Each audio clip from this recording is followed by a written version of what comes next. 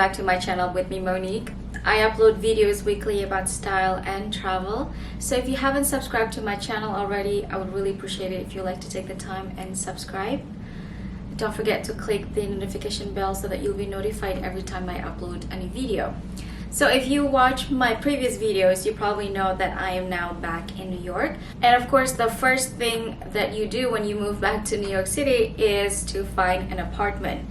And let me tell you, this year the experience is insane, because after the pandemic and with the resurgence of people coming back to the city, it was such a nightmare to find an apartment, and the price was at an all-time high. So this year, the average rent for New York City is $5,000. That is the average. Especially for a one bedroom, it is $5,000 and above. And if you want two bedroom, it is usually $6,500 and above. It is just so insane. We spent 3 weeks looking at, I would say, more than 30 apartments, and we finally found one. So in this video, I'm going to share my experience about finding an apartment in New York during this crazy time. Why is it so crazy? It's because everyone is returning back to the city. During 2020 and 2021, a lot of people moved out of the city and moved back with their family, or they found a house which is around the tri-state area. And now that the schools are reopening, universities are reopening, not only online classes, and also offices demanding people to go back to the office, so people are starting to return to the city. Also, so the people who get concession discounts during the whole 2020-2021 time, and their landlords increasing their rent into a crazy amount of money, a lot of people actually stayed because there's no other option. If you're not in New York, you think you're just like, oh, I'm just gonna move because my landlord is increasing their rent, $500 a month, or even up to $1,000 or more in some cases. But it's not that easy, because when you go outside and you're starting a new lease, it will be the 2022 price, which is insanely high, probably higher than what your landlord is increasing your rent from. And you have to move, you have to pay the movers to move, and then you have to pay again all the security deposit and possibly like agent's fee. So a lot of people just decide to stay because there are not a lot of options out there. I'm telling you, it was a bloodbath, it was a competition. I spent 3 weeks. I thought I would just be in a hotel for a week or two while looking for an apartment. No, by week 2, I was desperate, because I had apartments snatched from under me, or people are faster than me. It was just insane. You just want to find a place, because staying in a hotel is also not very sustainable. It's very expensive in New York. So that is why the rent is as it is now. So as mentioned, I spent 3 weeks trying to look for an apartment. Every day we would go and see 2 to 5 apartments. I love Street Easy. I use mainly Street Easy to find apartments. This is the easy way to do it. People jump on units like crazy. They don't care if the unit is small. They don't care if the unit is expensive. They don't care if there is no amenities. They just want a place to live. And I've heard stories about people going on bidding wars on a rental. That is unheard of before, because why would you go on a bidding war on a rental? You're not even buying the place. But that did happen. So yeah, you are competing with so many people. I have never experienced finding an apartment like this. It was definitely really challenging. So here are a few tips that I would like to share with you if you happen to, if you are looking for an apartment in New York. The first thing that you need to do is to list your priorities. What are the most important things that you want from the apartment? The number one defining factor is, of course, the price. What is your budget? And you go from there. Number 2 could be location. Do you have a specific location that you want to live in? Research a lot if this is your first time in New York City, and yeah, look around. It is very helpful, in my opinion, to see the place in person, because then you get to see what's in your block, whether you have any grocery around, does it look safe, because New York City, the crime rate is higher nowadays. It really helps to see a place in person, to get a feel of it if you have the chance. I know a lot of people just rent sight unseen just by looking at the listing, but for me, I really want to see the place, because I really want to avoid having to move again just because I realized that I hate the place that I'm renting.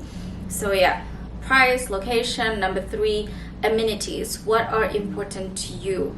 Is it important to have an elevator? Because there's a lot of walk-ups here. So if you want something that is better in pricing, then you might have to be in a walk-up. Is it important to have a doorman? Is it important to have like other amenities in your building? So list those priorities and it will narrow down your search from there when you use apps like Street Easy. You can go by location, you can go by price, and then you can go by the amenities as well. So here are things that are really important to us when we're looking for an apartment. Number 1 is location. I want to be in Manhattan. I don't want to be outside Manhattan because I really want to avoid using the subway these days. I mean, I used to use the subways on a daily basis and it was completely fine. But now things have just gone a little bit crazier. There's so much like crime, not to mention Asian hate and all of that.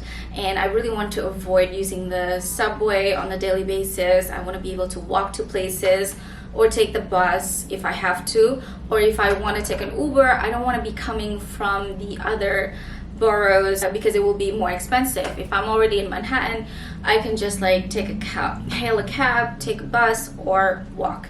Number 2, what's important to us is space. So there is like a cookie cutter size in terms of a 1-bedroom in New York City. It's usually around 500 to 700 square feet if you're lucky, but we feel that we really need something that's a little bit bigger because, you know, my husband does work from home half of the time, and we have a cat. The last time we were here, we didn't have a cat, so we really wanted more space. It is not easy to find a 1-bedroom that is like bigger than 700 square feet, so it took us some time to find something that is within the price range. 3, in terms of amenities in the building, it is important to have an elevator. I have always lived in an elevator building, and also a doorman. I have always lived in a building with a doorman. I feel safer that way, especially when I'm alone. And also having a doorman is really beneficial because you don't have to wait around for your packages. If you don't have a doorman, then you have to wait around for the FedEx.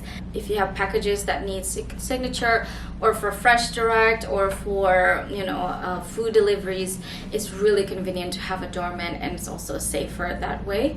I also would like to be in a building with the washer dryer facilities in the building. So those 3 are important to us. If the building has a gym or a lounge or rooftop, so that's kind of like a bonus, but not a deal breaker. I mean, ideally, I would love to be in a building with a gym because I just hate going to a public gym. It's always so crowded and it deters me from going all the time. But yeah, it's not a deal breaker. And number 4, of course, we were looking for a pet-friendly apartment, which is pretty easy to find. Most New York apartments are pet-friendly. A lot of people have dogs and cats, so it's not that difficult to find pet-friendly apartment. So considering the average rent in New York City is now $5,000, if your budget is below that, there are some things that you have to sacrifice. For example, if you go to other boroughs, then you might get a better deal. If you choose a building that has no amenities, let's say it's a walk-up or there's no doorman, then you might get a better deal. Or if you rent a unit that is maybe slightly smaller, maybe like 450 square feet or 500 square feet. And so at the end of the day, you can have all of these like requirements that you want to have from your building, but number 1, the most defining factor is of course the price. So now, things that you have to prepare when you are looking for an apartment. So make sure that you have this prepared already, so that when the agent or the management company asks for these things, you have it ready to go. You can just email. So number 1, the minimum annual income is 40 times the rent. So let's say the rent is $5,000. Your minimum annual income should be around $200,000. Now, if you do not reach $200,000, you can use a guarantor, which can be someone else, from your family, either your father or your grandfather, that earns 80 times the rent. So not 40 anymore. If the guarantor needs to earn 80 times the rent. If you do not have a personal guarantor, you can go with a third-party companies like insurance And there are many, or guarantors.com, I can't remember the names of the companies, but your agent will let you know, and also management companies will let you know which companies that they accept, because not every companies would accept guarantors. Number 2, you need, of course, a letter of employment or 2 recent pay stub. 3, 2 recent bank statements. And number 4, you need tax return if you're American. Number 5, you need a scan photo ID. I think those are the 5 most basic things that you need to have in order to apply for an apartment. I would also like to talk about using an agent here. I did not use an agent. I did have one agent showed me around a few places, a few listings that he has, but I didn't end up to go with any of the things that he showed me. I chose the one that I got from Street Easy. The thing with using an agent is that they also charge, so it's not free. Usually an agent would charge at the most 15% of the annual rent. So let's say your rent is $5,000 a month. Annually it's $60,000, and so the agent will get $9,000. Some agents are nice enough that you can negotiate, and they might just charge like 1 month's rent, which is still $5,000. So it is a lot of money. Be ready and be prepared before deciding to use an agent, because it is quite easy to go on Street Easy and view so many apartments that are available there. This is what you pay when you apply for an apartment and you get approved and you sign the lease. So after you sign the lease, you have to pay, of course, first month's rent, and then security deposit, which is usually 1 month's rent, and it cannot be more than that according to the law. So let's say the rent is $5,000, that is $10,000 in advance. You have to make sure that you have that ready. If you have a third-party guarantor, it's usually 70 to 90% off your 1 month's rent. So let's say it's like $3,000 if your rent is $5,000, and plus if you use an agent, 15% of your annual income will be $9,000. So if you have a guarantors and an agent, you have to spend just to live in your apartment on your first month $22,000. That is just insane. That's why I don't really recommend using an agent if you can. So that's my experience looking for an apartment in New York. I will also include tours of the apartments that I have viewed. I have viewed more than 30 apartments, and yeah, it was like insane, like 3 weeks of being on the go and looking for a place. I hope this video helps you. Let me know if you have any questions. Leave a comment down below. I hope you enjoyed today's video. Thank you so much for watching, and I'll see you on my next one. Bye.